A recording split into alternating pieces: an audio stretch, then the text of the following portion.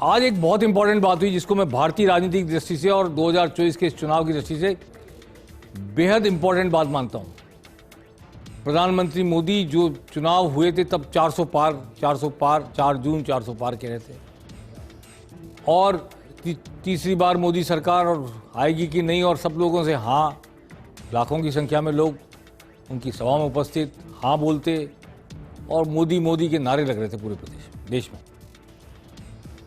4 चरण हो गए चुनाव के। 5वें चरण के चुनाव में आज हरियाणा के सोनीपत में प्रधानमंत्री नरेंद्र मोदी ने एक भाषण दिया। मैं इसको पॉलिटिकली बहुत इंपॉर्टेंट भाषण मानता हूं।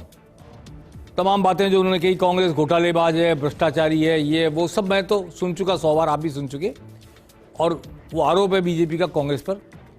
आज उन्होंने एक नई बात कही जिसकी मुझे तो कम से कम आशा नहीं थी कभी वो जुबान पर ये बात लेके आएंगे। उन्होंने कहा कि अगर ईडी गठबंधन की सरकार बनती है तो 5 साल में 5 प्रधानमंत्री बनेंगे। ईडी गठबंधन की सरकार बनने का सवाल आ कहां गया, कैसे उठ गया? इसलिए कि आप हरियाणा में हैं इसलिए, या कि चुनाव के चौथे चरण के बाद आप कोई प्रतिक्रिया दे रहे हैं? दो बहुत इंपॉर्टेंट बातें। हरियाणा में इस वक्त उनकी सरकार एक तरह से अल्पमत में आई हुई बताई जा रही है क्योंकि 3 निर्दलीय ने समर्थन वापस ले लिया। जननायक जनता पार्टी को उन्होंने पहले अलग कर दिया था जो उनके साथ पार्टनर थी, और हरियाणा जाट वर्सेस अदर्स हो जाए इसकी कोशिश चल रही है। खट्टर भी गैर जाट मुख्यमंत्री थे, नायब सैनी भी गैर जाट मुख्यमंत्री थे, पर यह प्रयोग 2 बार के बाद अब तीसरी बार, दूसरी बार में भी वो पूर्ण बहुमत नहीं ला पाए थे, तीसरी बार अब जब लोकसभा चुनाव है और फिर विधानसभा चुनाव भी है, तब आज उन्होंने ये क्या कह दिया कि 5 साल में 5 प्रधानमंत्री बनेंगे। ये सही है कि भाजपा का राज आता है तो अटल बिहारी का मतलब अटल बिहारी, एक बार बने, दूसरी बार बने, तीसरी बार बने। भाजपा का राज आता है तो नरेंद्र मोदी का मतलब नरेंद्र मोदी एक बार बने, दूसरी बार बने या तीसरी बार बने। एक अनुशासित पार्टी जिसमें कोई अंतर्विरोध है तो सरफेस पर नहीं है, जनता के सामने नहीं, मीडिया में नहीं। एक नेता है, सब अनुशासित लोग हैं। लेकिन गैर भाजपाई जब भी प्रधानमंत्री बने देश में, कांग्रेस को छोड़ दें, तो मुरारी देसाई की सरकार कैसे गिरी, चौधरी चरण सिंह ने गिराई, चौधरी चरण सिंह कैसे पद से हटे, चंद्रशेखर कैसे पद से हटे, कैसे उनकी सरकार गिरी, वीपी सिंह कैसे गिरी, देवगौड़ा की सरकार कैसे गिरी, इंद्र कुमार गुजराल, तमाम गैर कांग्रेसी गैर भाजपाई प्रधानमंत्रियों के कार्यकाल पर निगाह डालें तो नरेंद्र मोदी ने ये तो आज इंगित किया है कि अगर एक ही व्यक्ति 5 साल शासन करे तो ये खूबी केवल उनके पास है। भाजपा का जिक्र मैं नहीं कर, कांग्रेस का जिक्र मैं नहीं कर रहा, क्षमा करें। लेकिन जो गैर भाजपाई गैर कांग्रेसी प्रधानमंत्री बने वो किस तरह और घटकों में मिलकर के जब सरकार बनती है तो इस घटक का ये प्रधानमंत्री, फिर 1 साल बाद 2 साल बाद कोई और रक्षा मंत्री घटक का, इस घटक का, उस घटक का, ये तमाम बातें भाजपा ने भी झेली है जब जनता पार्टी में रही है और फिर जनता पार्टी से अलग होना पड़ा।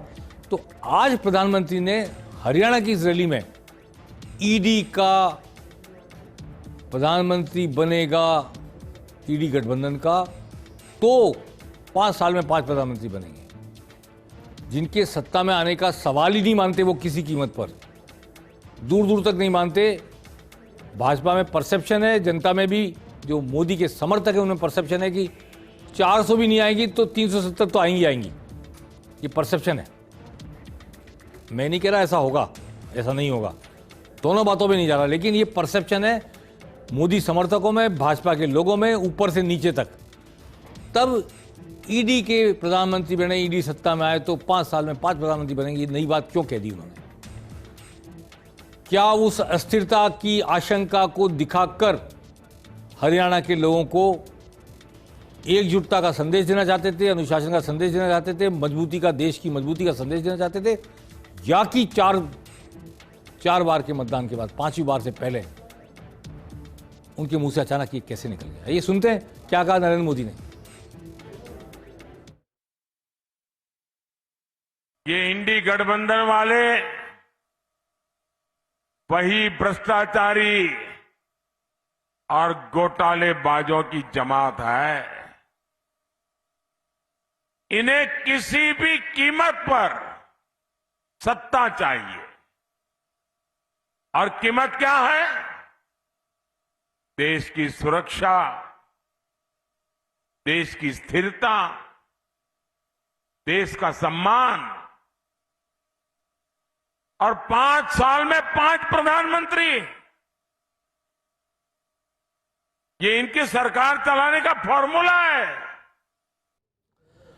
अब इनकी सरकार के बनाने का फार्मूला है, अब वो फार्मूला एग्जीक्यूट करने का वक्त भी आएगा या नहीं, अभी तो ये भी नहीं कह सकते। लेकिन आज इस फार्मूले को क्यों, मैं मानता हूं कि देश की स्थिरता, देश की मजबूती, आत्मसम्मान, ये सारे मुद्दे प्रधानमंत्री नरेंद्र मोदी के पक्ष में जाते हैं और बीजेपी के पक्ष में भी जाते हैं। लेकिन एक नए अंदाज में उन्होंने आज बात कही है, ये चौंकाने वाली मुझे लगती है।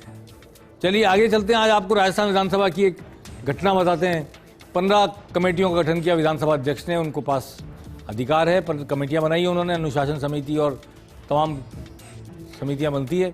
लेकिन एक चौंकाने वाली बात है, एक नियम समिति बनाई है, जिसे लगता है कि बड़ा भारी फेरबदल करना चाहते हैं नियमों में। इस नियम समिति में अध्यक्ष तो है विधानसभा अध्यक्ष देवनानी खुद।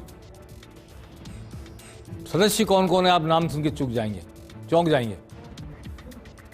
पूर्व मुख्यमंत्री अशोक गहलोत नियम समिति के सदस्य, पूर्व मुख्यमंत्री वसुंधरा राजे नियम समिति की सदस्य हैं, पूर्व उप मुख्यमंत्री सचिन पायलट इसी नियम समिति के सदस्य हैं, और हनुमान बेनीवाल पूर्व सांसद, वर्तमान विधायक और प्रत्याशी नागौर से इंडी गठबंधन के, वो भी इस कमेटी के। और ये चारों एक साथ एक जाजम पर बैठ जाएं, ये बड़ा अजूबा होगा राजनीतिक रूप से, पर ये बड़ा साहसिक फैसला लिया विधानसभा अध्यक्ष ने, देवनानी ने। और इनके इस फैसले के बाद इसमें 2 मेंबर और भी हैं। मैं समझता हूं कि बीजेपी विधायक प्रताप लाल भील, दीप्ति महेश्वरी, 2 तो ये हैं और एक मुरारीलाल मीणा है। लेकिन ये बात उतनी महत्वपूर्ण है कि वसुंधरा राजे और अशोक गहलोत और सचिन पायलट और हनुमान बेनीवाल चारों एक कमेटी के मेंबर, और चारों एक साथ बैठेंगे। और क्या विधानसभा के नियमों में कोई फेरबदल करने की बड़ी तैयारी है, और इस लेवल की हाई लेवल कमेटी आज बनाई गई है। ये बहुत इंपॉर्टेंट बात है और भविष्य के लिए ये हो सकता है कि बड़ी गंभीर बात हो जाए। विधानसभा में नियमों में, कानून में आमूलचूल परिवर्तन हो। लेकिन इसे आज सबने चौंकाया। अब एक और बात कहते हैं, विधानसभा स्पीकर वासुदेव देवनानी ने नई बात की है, विधानसभा दर्शन की, जन दर्शन। और आज महारानी कॉलेज की छात्राओं ने जन दर्शन भी देखा। और जन दर्शन कार्यक्रम में कोई भी व्यक्ति अपना आधार कार्ड दिखाकर विधानसभा परिसर में जाकर देख सकता है विधानसभा। तो उन्होंने जन दर्शन कार्यक्रम की शुरुआत की और करोड़ों लोग आए और देखें अपनी विधानसभा को। ये देखिए महारानी कॉलेज की छात्राएं देख रही हैं विधानसभा भवन को, जब सदन नहीं चल रहा है उस वक्त आकर एक आकर्षण भी बढ़ेगा और संविधान के प्रति, लोकतंत्र के प्रति जानकारियाँ भी होंगी। और ये जो बने स्टैचू और संग्रहालय, लाइब्रेरी, ये सब भी वो देख सकेंगे और आम आदमी भी देख सकेगा। ये देखिए क्या विचार है वासुदेव देवनानी का, ये सुनते हैं। प्रदेशवासियों को विश्व संग्रहालय दिवस की बहुत बहुत शुभकामनाएं देता हूँ, बधाई देता हूँ। ये संग्रहालय वास्तव में शिक्षा के महत्वपूर्ण केंद्र है, जिससे हमको अतीत का दृश्य, वर्तमान का समझने और भविष्य की दिशा तय करने वाले होते हैं। और यह प्राचीनतम संस्कृति और धरोहर को वर्तमान में जोड़ने का सेतु बनता है। अब जाते जाते मैं आपसे ये बात कहना चाहता हूं कि राजस्थान के नेता भाजपा और कांग्रेस के पूरे देश में फैल गए हैं, क्योंकि राजस्थान में चुनाव 2 चरणों में समाप्त हो गए थे। उड़ीसा की कमान मुख्यमंत्री भजनलाल तो कोलकाता गए, गुवाहाटी गए, उड़ीसा गए, भुवनेश्वर गए, इससे पहले मुंबई गए और सूरत गए, जहाँ संभव है राजस्थानी हैं वहाँ जाकर वो तिरुपति बालाजी भी गए, संबोधित कर रहे हैं, राजस्थानियों को इकट्ठा कर रहे हैं और कोशिश कर रहे हैं भाजपा के पक्ष में वोट डलवाने का, प्रवासी राजस्थानियों को करें। लेकिन उड़ीसा में खास तौर पर सीपी जोशी प्रदेश अध्यक्ष भी डेरा डाले हुए हैं प्रवासी राजस्थानियों के बीच, और भूपेंद्र यादव ने वहाँ जाकर कमान संभाल ली। अलवर का चुनाव खत्म होते ही वो सीधे वहाँ पहुँच गया उड़ीसा। और राजस्थान के बहुत सारे लोग तेलंगाना और उड़ीसा हैं और जहां तेलंगाना में चुनाव खत्म हुए वहीं से उड़ीसा पहुंच गए।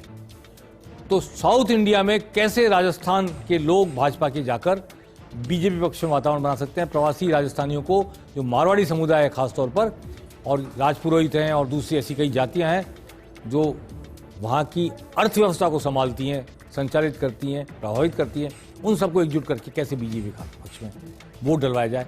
राजस्थान का बड़ा भारी कार्य राजस्थानी भाजपा का चल रहा है। और कांग्रेस में भी पंजाब में खासतौर पर 10 ऑब्जर्वर नियुक्त किए गए, उनमें 7 राजस्थान के हैं और अशोक चांदना हैं और ऐसे कम से कम टीकाराम जूली है।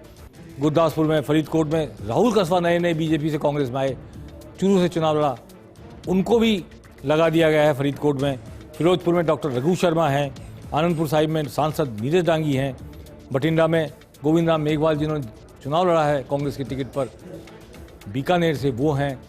तो कांग्रेस में राजस्थानी पंजाब को संभाल रहे हैं, बीजेपी में ऐसे जहाँ जहाँ प्रवासी राजस्थानी वहाँ संभाल रहे हैं। लेकिन अब अगले परसों होने वाले चुनाव में और उसके बाद भी उड़ीसा, बंगाल और तेलंगाना, ये सारे इलाके जहाँ जहाँ प्रवासी राजस्थानियों का प्रभाव है, वहाँ राजस्थान की भाजपा ने जाकर डेरे तंबू लगा दिए हैं और कोशिश करें कि इस तरह साउथ इंडिया में प्रवासी राजस्थानी, जो साउथ इंडिया की धारा से अलग है, हिंदी भाषी व्यक्ति है, वो किस तरह भाजपा की मुख्य धारा से जुड़ जाए। पेनल्टी कॉर्नर में आज बस इतना ही। अगले हफ्ते फिर हाजिर होंगे और हफ्ते भर की राजनीतिक गतिविधियों का निचोड़ आपके सामने प्रस्तुत करेंगे। नमस्कार।